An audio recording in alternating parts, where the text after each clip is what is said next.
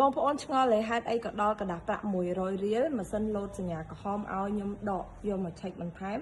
ដោយសារតែយើងប្រើមុខងារជ្រែលុយដែលមិនមែនតម្រូវការចេញគឺមុខងារ SDC នេះអញ្ចឹងបងប្អូនដែលគាត់មានតម្រូវការរកលុយចង់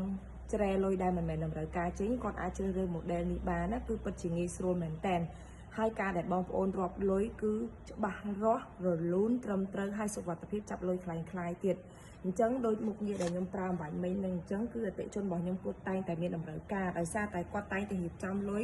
ទុកដាក់ជាប្រចាំថ្ងៃដើម្បីកុំឲ្យភ័ន្តច្រឡំចូលដុំឧទាហរណ៍กระดาษ500ទៅចូលដុំกระดาษ5000អីអញ្ចឹងពេលខ្លះគាត់អត់បានឆែកមើល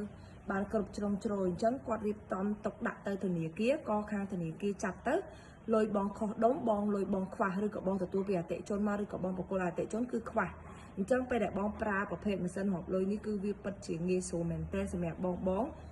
បងចង់ប្រើជ្រែលុយចេញដូចខ្ញុំធ្វើការឧទាហរណ៍បាញ់មិញក៏បានបងចង់ប្រើសរុបទឹកប្រាក់ចូលគ្នាសរុបក៏បានអញ្ចឹងវាពិតជាងាយស្រួលមែនទែនគឺមុខងារ full option តែម្ដងចាអរគុណ